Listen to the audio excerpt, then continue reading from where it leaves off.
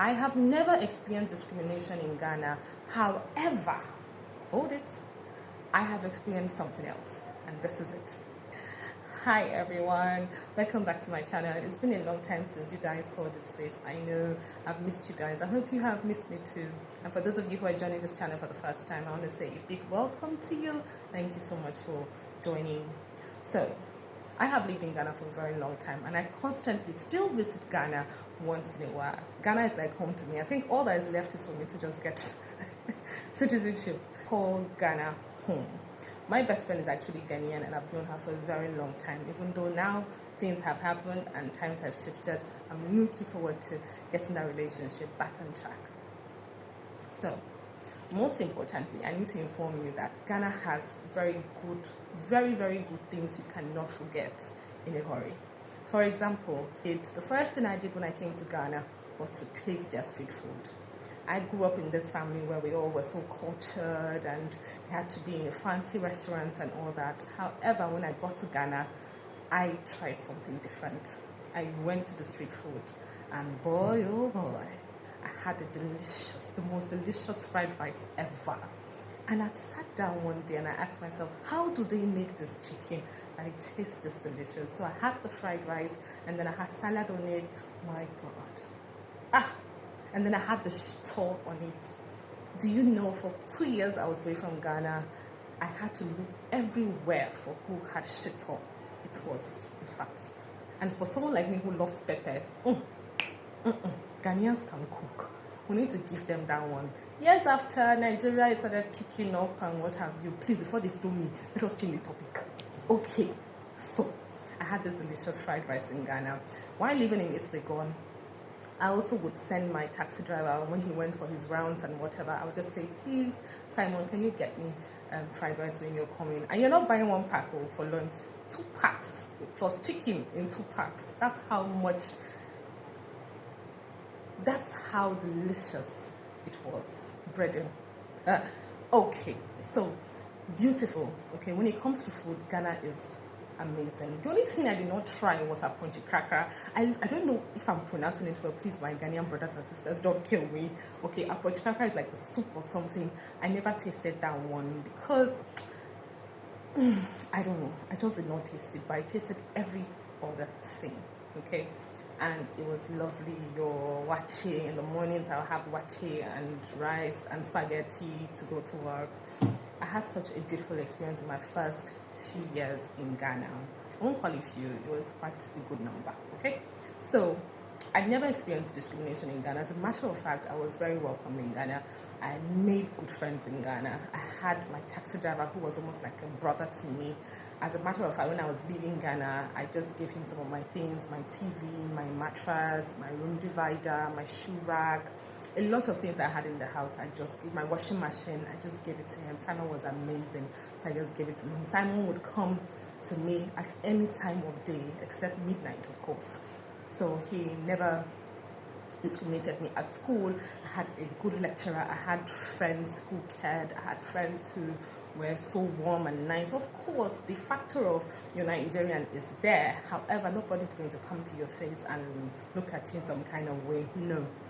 This skin is the same skin, so I didn't experience that, okay? So, it was a nice experience for me living in Ghana. East Legon was quite good, and other parts of the East Legon were very good.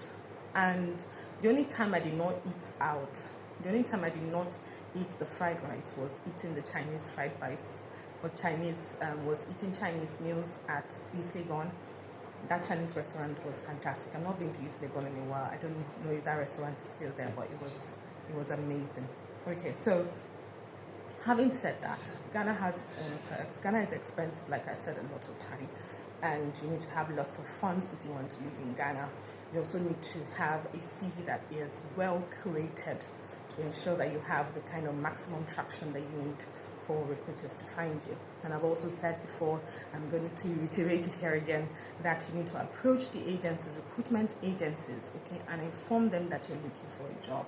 Not necessarily going to the job website, okay, because that might be difficult, okay.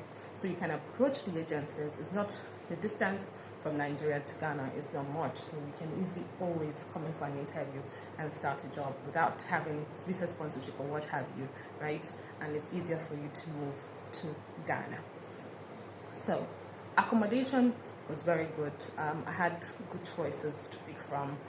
Where I was, I don't know for other parts of Ghana, but accommodation was very good. So discrimination has never been a factor for me. As a matter of fact, I made lots of friends in Ghana, and my best friend is still, my best friend is Ghanaian. I've known her for 13, going to 12 years. I've known her, and we've been very, very close. So it's all boils down to our mindset and how we look at things. Same thing for the other people on the other aisle. We need to be able to see each other as brothers and see that, hey, this person is improving your economy. Like I've said time and time again, living in Ghana is not cheap. In 2 weeks, my almost 1 million naira, my almost 1 million naira was almost, meant nothing. Almost 8,000 Ghana cedis meant nothing in 2 weeks when I was in Ghana. So I always advocate for you to have enough money in your pocket before you come into Ghana. If you want to especially have a good time, you want to cruise and flex and what have you, you need to have enough money in your pocket, okay? And if you're going to stay in Ghana, if you finally found Ghana home after 1 month or 2 months of being in Ghana, I've said it here that you need to get your non-Ghana card, okay? It's going for $100, renewable for $60, okay? Just go to the commission in charge of citizenships and permanent residents and foreigners is somewhere, I think, Ministry of Interior. So just Google it, okay? Google it and find where their office is. I think it's in Jolo. So find where their office is and go and get your non-Ghana card. You pay some money at the car bank, and then you'd get a free movement, in Ghana, to be able to open your bank account, to be able to do certain things, get access to their digital portals, able to sign up for certain amenities that come to people in the state, okay? So you cannot be aloof, right? And I'll also say that find a church. If you're Christian, find a church and identify with. There are a couple of churches that are okay. I like the KICC, especially if you're Nigerian, you might want to, affiliate with KICC. If you're also Nigerian or within the West African region, you might want to also affiliate with what's called Christ Embassy, that's Believers Love World. You can also affiliate with them, just as your spirit will lead you, okay? I'm not recommending any churches, I'm just recommending the places I went to that were okay? So there's no fear for discrimination in Ghana, okay? There's no fear for discrimination, so long as you carry yourself well and you're respectful, because their own culture is different from ours. For example, like Nigerians, we like to talk. We can be sometimes very loud. We can also sometimes be overly insensitive, right? To the way we just put things across, and to another person from another culture might be interpreted in a different way. Okay, so if you carry yourself properly, that should get you over the board.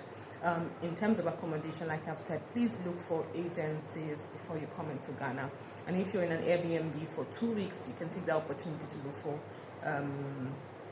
accommodation. Okay, it's easy to move around Ghana. That's why I love the city. Just take a trotro, and it's easy to navigate your way, and you're able to move around Ghana easily. I love that about Ghana. The roads are good, especially in the city, in the metropolitan area. The roads are good, and the law is on your side, so long as you're law abiding. So I've not experienced, however, this is not to say I've not experienced discrimination doesn't mean that people haven't experienced discrimination, okay?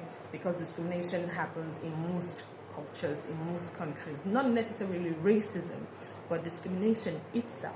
Okay, so people can be discriminated because of their grades or their complexion or their economic status or whatever it is. But I haven't experienced that. Glory to Jesus Christ. However, like I said, I left that for the last part. The only thing I've experienced is discrimination in terms of house renting. Okay, most of them do not want you to rent their homes because they've had bad experiences with Nigerians, and they don't want you to rent their homes. Aside that, it's all good. Okay? All right then.